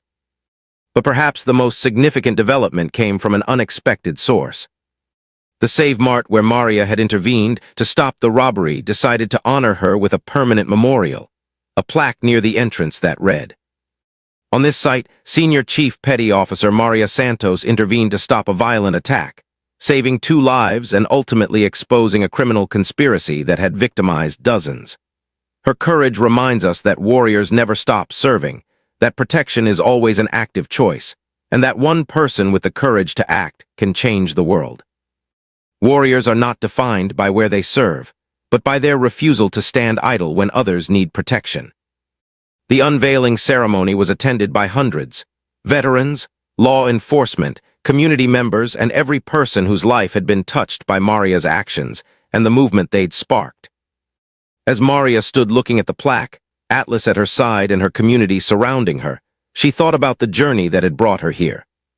She'd been so lost, so convinced that retirement meant the end of her value, her purpose, her identity. She'd been spiraling toward a darkness she might not have escaped from. And then she'd heard gunshots, and she'd made a choice to run toward danger instead of away from it, to protect instead of hide, to act instead of freeze. That single choice had saved Dorothy and Jennifer, had exposed Malcolm Hendricks, had helped dozens of other victims find justice, had shown hundreds of veterans that they still had value and purpose beyond their military service. One moment, one choice, one refusal to walk away when someone needed help. That was the power every person carried, the ability to change the world simply by choosing to act when action was needed. Maria looked at the crowd of veterans, survivors, and supporters. She saw Dorothy and Jennifer, safe and thriving. She saw Ashley, now a confident advocate helping others find their way. She saw dozens of veterans she'd worked with, all of them building meaningful lives beyond their service. And she realized something profound. She'd been looking for a mission that matched the intensity and importance of her military service. But she'd had it wrong. The mission wasn't out there waiting to be found. The mission was everywhere. In every moment someone needed protection, in every veteran struggling to find purpose, in every vulnerable person facing threats they couldn't handle alone. The mission was simply showing up, paying attention, being ready to act when needed, and building communities where people protected each other, supported each other, and refused to let anyone face their battles alone. Maria Santos had learned to be a warrior twice, once in the Navy and once in civilian life. Both times the lesson was the same. Warriors protect. Warriors serve. Warriors show up when others need them, regardless of uniform or title. Or official authorization. And that mission, that calling, would never end. 5 years after the Save Mart parking lot incident, Maria Santos stood in the main hall of the newly opened Veterans Empowerment Center, looking at the culmination of years of work, advocacy, and community building. The center occupied a converted warehouse in downtown Pinehurst, 25,000 square feet of space dedicated to veteran support, transition services, mental health counseling, job training, and community gathering. It housed the support groups Maria had been running, classrooms for her transition courses, a gym adapted for disabled veterans, office space for veteran-owned businesses, and a large memorial wall honoring local veterans who'd served. The funding had come from multiple sources: grants from veteran organizations, donations from community members who'd been moved by Maria's story, and a substantial contribution from Dorothy Morrison, who'd sold her home and downsized specifically to help fund the center. "This is your legacy," Dorothy told Maria as they walked through the nearly completed facility. "This place will serve veterans for generations. It will save lives, provide hope, and remind people that service doesn't end when the uniform comes off." "It's our legacy," Maria corrected. "This wouldn't exist without you, without Jennifer, without Ashley, without every veteran who shared their story and helped others find their way. I just happened to be in a parking lot at the right time." "You did more than happen to be there. You chose to act, and that choice rippled outward in ways none of us could have predicted." Maria walked to the memorial wall where a special section had been dedicated to Atlas. The dog had passed away 6 months earlier at age 12, his final years spent in peaceful retirement, beloved by everyone at the center. His photo showed him in his prime, alert, powerful, every inch the warrior he'd been throughout his military and post-military service. "I miss him every day," Maria said quietly. "He had a good life, and he served with honor until the very end. That's all any warrior can ask for." Maria now had 2 dogs, Odin, a retired Belgian Malinois who served as her current service dog, and Hope, a young German shepherd she was training to eventually work with other veterans who needed service animals. Both dogs were currently being evaluated by Ashley, who'd expanded her practice to include service dog training and placement. The grand opening ceremony was scheduled for the following week. Media would be there, local politicians, representatives from national veteran organizations, and hundreds of veterans from across the region who'd heard about the center and wanted to support it. But tonight was a private gathering, just the core group of people who'd built this center through years of dedication, advocacy, and collective effort. Dorothy and Jennifer Morrison were there, along with Jennifer's teenage daughter Emily, who'd become an advocate for youth awareness about veteran issues. Ashley and her service dog Valor had arrived early to help with setup. Detective Laura Chen had come, now promoted to lieutenant and running a special unit focused on crimes against vulnerable populations. Jack Morrison had flown in from his duty station, bringing 3 other SEALs who'd served with Maria and wanted to support her work. Kyle Peterson was there too, the former criminal who turned informant and whose testimony had helped bring down Malcolm Hendricks's conspiracy. Kyle had served his reduced sentence, completed rehabilitation programs, and now worked at the center as a peer counselor, helping other veterans who'd made bad choices find their way back to honorable paths. "Never thought I'd be here," Kyle told Maria as they stood looking at the main hall. 5 years ago, I was in jail facing decades in prison. Now I'm helping run a veteran center, counseling other vets, actually making a difference. How did that happen?" "You chose to change. You accepted responsibility, did the work, and committed to being someone different than who you'd been. That's courage, Kyle. You gave me that option.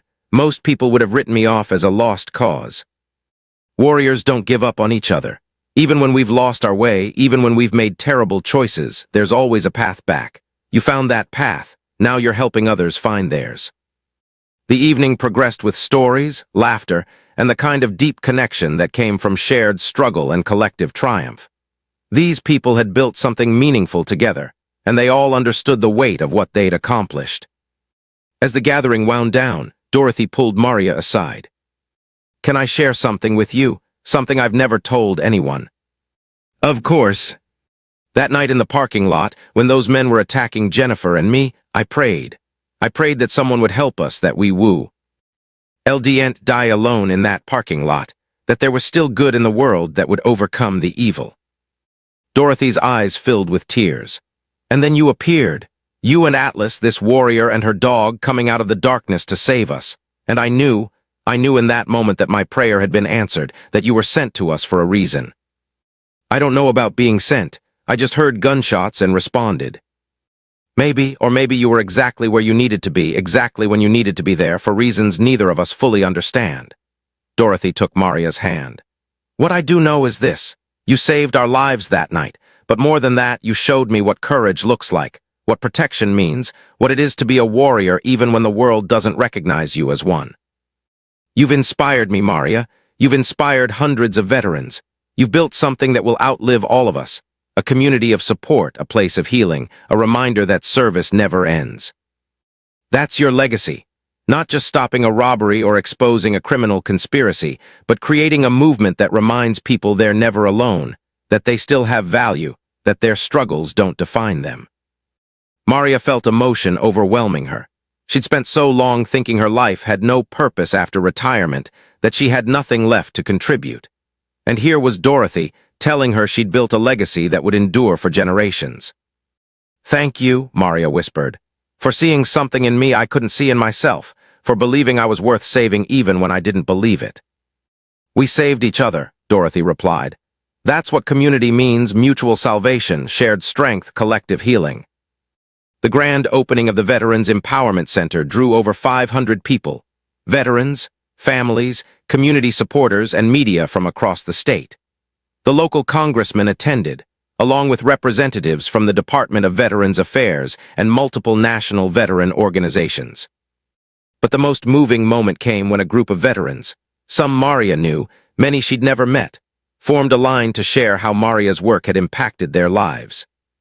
An elderly Korean War veteran talked about finally finding support after 70 years of untreated PTSD, thanks to the groups Maria ran. A young Iraq War veteran described how Ashley's adaptive technology consulting had helped him return to his career as a software developer despite losing his right hand. A woman Marine spoke about the service dog she'd received through the center's placement program, a dog who'd literally saved her life by detecting a suicide attempt and alerting emergency services. A homeless veteran explained how the center's job training program had helped him secure employment, housing, and stability after years living on the streets. Story after story, veteran after veteran, all connected by Maria's choice to help one elderly woman and her daughter in a parking lot 5 years ago. When it was Maria's turn to speak, she stood at the podium with Odin at her side, looking out at the crowd, struggling to find words adequate to the moment. 5 years ago, I was convinced my life was over.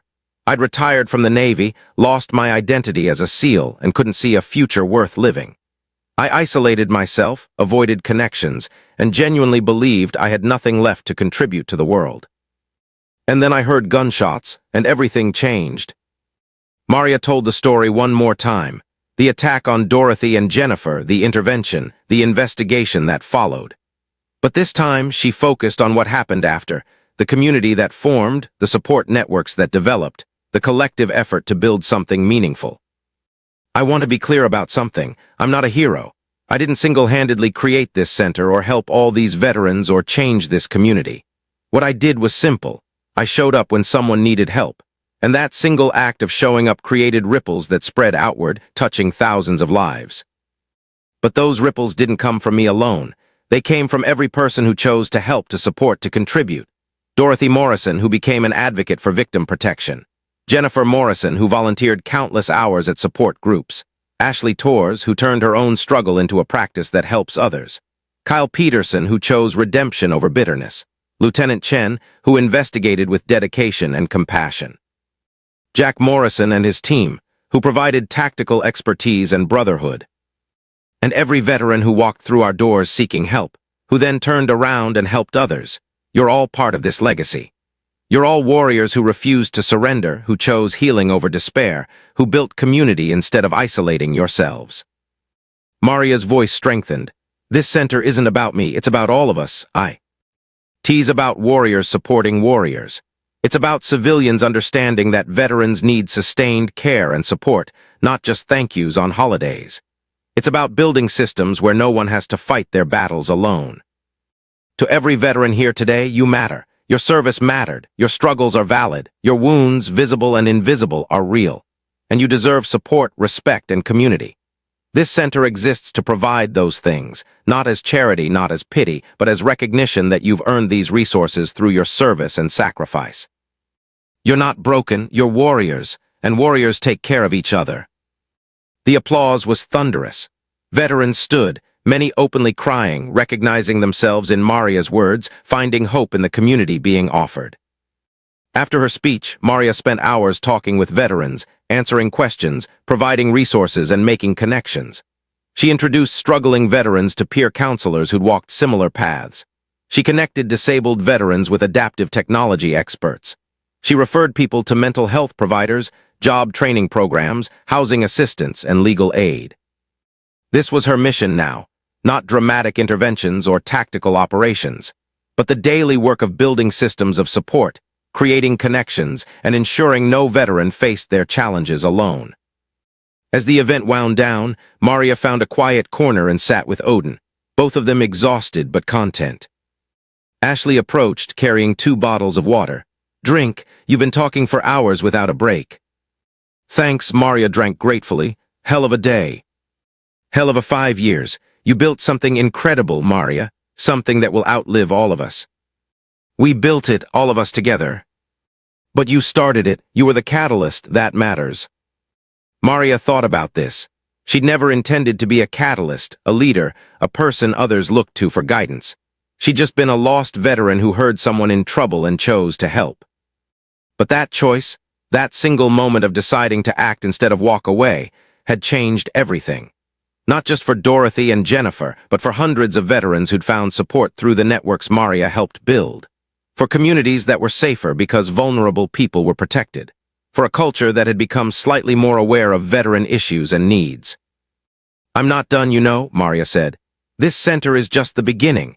There are thousands of veterans still struggling, still isolated, still convinced they have no value. I want to reach them all.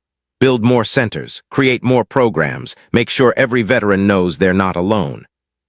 "That's a massive undertaking, you know that, right?" "I was a Navy SEAL. We specialize in massive undertakings."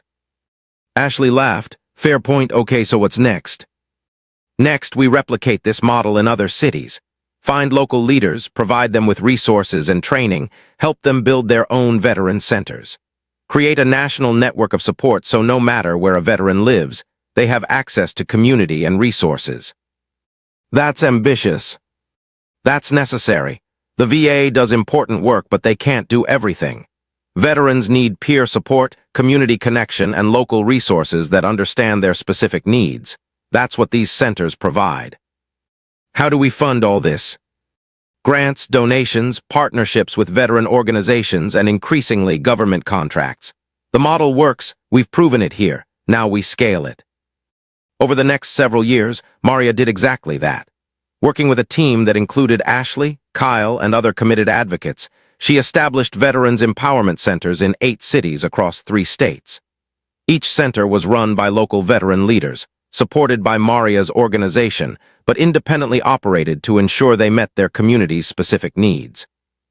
The model was successful because it combined professional services with peer support. Each center had licensed mental health counselors, job training specialists, and benefits advisors. But they also had peer counselors, veterans who'd walked similar paths and could offer understanding and connection that professionals sometimes couldn't. The centers became hubs for their communities, places where veterans gathered not just when they were struggling, but for social events, classes, volunteer opportunities, and simple companionship.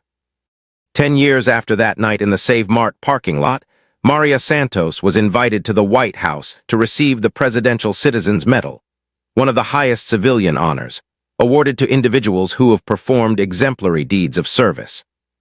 The award recognized not just her intervention to save Dorothy and Jennifer, but the subsequent decade of work building support systems for veterans, exposing criminal exploitation, and creating sustainable community resources.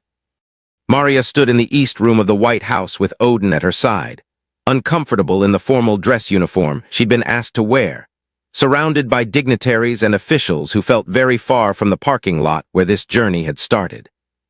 The president spoke about Maria's service, her military career, her Purple Heart, her medical retirement, and then her second act as a civilian advocate and community builder. Maria Santos represents the very best of what it means to serve, the president said. She served her country in combat with distinction and courage, and when her military career ended, she didn't stop serving. She found new ways to protect, new battles to fight, new communities to support. Her work has touched thousands of lives. Veterans who were struggling have found hope and healing. Communities have become safer and more supportive. And our nation has been reminded that service doesn't end with retirement. It transforms into new forms of contribution and leadership. The president placed the medal around Maria's neck. Thank you, Senior Chief Santos, for your service in all its forms. After the ceremony, Maria was surrounded by media, veteran advocates, and government officials wanting to discuss her work and explore partnerships. But the person Maria most wanted to talk to was Dorothy Morrison, who traveled to Washington with Jennifer and Emily for the ceremony. "I'm so proud of you," Dorothy said, hugging Maria tightly. "Look at everything you've built. Look at all the lives you've changed. Because you believed in me when I didn't believe in myself. Because you showed me that my struggles could become purpose if I was willing to transform them. We transformed each other. That's what love does. It changes both people, makes them better, helps them become who they were meant to be." That evening, there was a private reception for veteran advocates and service organizations. Maria found herself surrounded by people she'd worked with over the years, all of them celebrating not just her award, but the collective work they'd accomplished. Kyle Peterson approached with his wife and 2 young children. "I wanted you to meet my family. This is Rachel, and these are my kids, Mason and Sophie." Maria knelt down to the children's level. "It's very nice to meet you both. Your dad is a brave man who works very hard to help other veterans." "Daddy says you saved his life," Mason said seriously. "Your dad saved his own life by making brave choices. I just showed him the path." After the children ran off to play, Kyle spoke quietly. "I mean it, Maria. If you hadn't given me that chance, if you hadn't believed I could be someone better than who I'd been, I'd still be in prison, or more likely I'd be dead. Instead, I have a family, a purpose, a life worth living. Thank you doesn't even begin to cover it. You did the work, Kyle. You chose redemption. That was all you. But you made it possible. That matters." As the evening progressed, Maria found herself reflecting on the past 10 years. A decade ago, she'd been a lost, isolated veteran convinced her life was over. She'd been struggling with PTSD, depression, and the overwhelming sense that she had no value beyond her military service. And then she'd heard gunshots, and everything had changed. Not instantly, not easily, but gradually, through hard work and community support and the discovery that warriors never stopped serving, they just found new battles to fight. Maria thought about all the veterans she'd worked with over the years, the ones who'd found their way from darkness to light, the ones who'd transformed their struggles into purpose, the ones who'd learned, as Maria had learned, that retirement didn't mean the end of their value, just the transformation of how they contributed. And she thought about the ones she hadn't reached, the veterans still struggling, still isolated, still convinced they were broken beyond repair. They were out there, thousands of them, maybe millions, and Maria knew her work was far from done. But she also knew she wasn't alone anymore. She had a team, a community, a network of warriors who were all fighting the same battle. To ensure no veteran faced their struggles alone, to build systems of support that actually worked, to create a culture where service was recognized and honored in all its forms. 15 years after the Save Mart parking lot incident, Maria Santos published a memoir titled Warriors Never Stop Serving. The book told her story, from Navy SEAL to struggling veteran to community advocate, and provided practical guidance for other veterans navigating civilian transition. The book became a bestseller in veteran and military communities. More importantly, it sparked a national conversation about veteran mental health, transition support, and the need for sustained community care beyond what government programs alone could provide. Maria donated all proceeds from the book to the Veterans Empowerment Center Network, which now had locations in 15 states and served over 10,000 veterans annually. But the most significant impact came from individual veterans who read the book and reached out, sharing their own stories of struggle and transformation, finding hope in Maria's journey and guidance in her practical advice. One letter particularly moved Maria. It came from a young Navy pilot who'd been medically retired after an ejection injury, who was struggling with the loss of flight status and convinced her life was over. Dear Senior Chief Santos *, I just finished your book and I'm writing through tears. Your story is my story. The loss of identity, the isolation, the conviction that life is over because the one thing I was trained for has been taken away. But reading about your journey, how you found new purpose, how you transformed your struggles into service, it gives me hope. Not false hope, not pretend optimism, but real hope that maybe I can build a life worth living even without flying. Thank you for sharing your story. Thank you for being honest about how hard it is, about the bad days that never completely go away.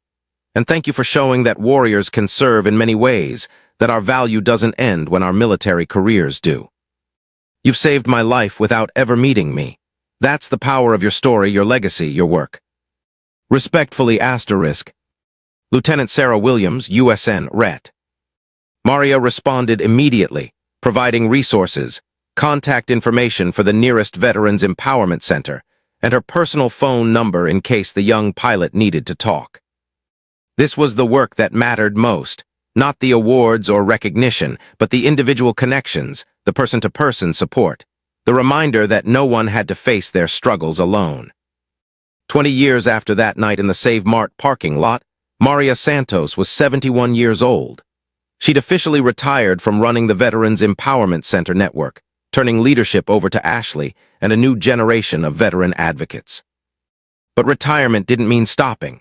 Maria still taught classes occasionally, still facilitated support groups, still consulted on veteran issues for government and nonprofit organizations. She'd learned long ago that warriors didn't retire, they just found new ways to serve. Dorothy Morrison had passed away 2 years earlier at age 93, surrounded by family and friends, including Maria. Her final words to Maria had been, "Thank you for showing me that courage comes in many forms. Thank you for being my warrior, my protector, my friend." Maria scattered Dorothy's ashes in the parking lot where they'd first met, a final act of honoring the woman who'd changed her life by giving her purpose when she'd thought purpose was impossible. Jennifer Morrison now ran a national advocacy organization focused on protecting vulnerable populations from targeted violence. Emily Morrison had followed her grandmother into law, becoming a family court judge who specialized in cases involving veterans and PTSD. Kyle Peterson had become a regional director for the Veterans Empowerment Center network, overseeing 5 locations and training new peer counselors. His own journey from criminal to advocate had inspired dozens of other veterans who'd made bad choices to seek redemption and purpose.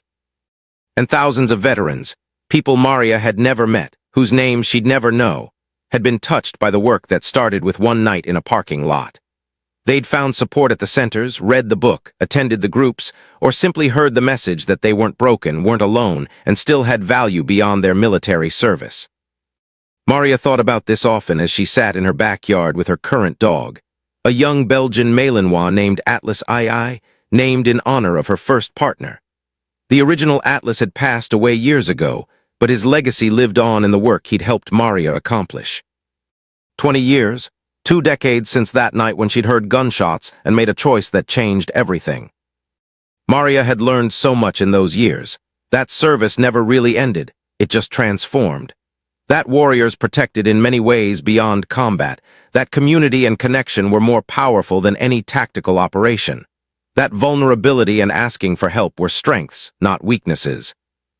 Most importantly, she'd learned that one moment of courage could create ripples that spread for decades, touching thousands of lives in ways you could never predict or control. Dorothy Morrison had been right all those years ago. Maria hadn't just happened to be in that parking lot. She'd been exactly where she needed to be, exactly when she needed to be there. Not because of fate or divine intervention, but because she'd maintained her warrior awareness, stayed ready to CT, and refused to walk away when someone needed help. That was the lesson Maria most wanted to pass on to the next generation. Stay ready. Pay attention. Be willing to act when action is needed. And never, ever assume your service is done just because you're no longer in uniform. Warriors protect. Warriors serve. Warriors show up. Always. Maria Santos died peacefully at age 86, surrounded by her extended family. Biological and chosen, military and civilian, the community she'd built over decades of service in and out of uniform. Her obituary was short and factual. Navy SEAL, combat veteran, Purple Heart recipient, founder of the Veterans Empowerment Center network, author, advocate, and protector of the vulnerable. But her legacy was measured not in awards or accomplishments, but in the thousands of veterans who'd found hope and healing through the systems she'd built. In the communities that were safer because she'd taught people to protect each other. In the cultural shift she'd helped create around veteran support and mental health. At her funeral, Ashley Torres, now herself elderly, still running the organization Maria had started, gave the eulogy. Maria Santos saved my life, not just once but repeatedly over decades of mentorship, support, and love. She taught me that being wounded didn't mean being broken. That disability didn't mean inability. That warriors could serve in infinite ways beyond combat. But Maria didn't just save my life. She saved thousands of lives, veterans who were struggling, victims of violence who needed protection, communities that needed someone brave enough to stand up to injustice. She did all of this because 20 years ago she heard gunshots and made a choice. A simple choice: run toward danger instead of away from it, protect instead of hide, act instead of freeze. That single choice rippled outward for decades, creating waves of change that touched every corner of our veteran community and beyond. That's Maria's real legacy, not what she did, but what she inspired others to do. Not her individual actions, but the movement she sparked. Maria taught us that service never ends, that warriors protect always, that courage is a choice we make every day in big moments and small ones, that community and connection can heal wounds that medicine alone cannot touch. She taught us how to live as warriors even when the war is over, and that lesson will endure long after all of us are gone. After the funeral, they scattered Maria's ashes in 3 places. The Save Mart parking lot where her second career as a protector had begun, the original Veterans Empowerment Center she'd founded, and at sea, a final return to the Navy she'd served for so many years. And in every Veterans Empowerment Center across the nation, they hung a photo of Maria Santos in dress uniform, Atlas at her side, with a plaque that read, "Warriors never stop serving. They just find new battles to fight, new people to protect, new ways to make a difference." Honor this legacy by showing up when someone needs help, by refusing to walk away from injustice, and by building communities where no one has to face their struggles alone. That was Senior Chief Maria Santos's mission. Now it's ours. Stay ready, pay attention, act with courage. Always. The story of a Navy SEAL and her dog who intervened to stop a robbery had become something far greater. A movement, a legacy, a reminder that ordinary moments of courage could change the world. All it took was hearing someone in trouble and choosing to help. That was the real lesson, the enduring truth. Warriors protect always.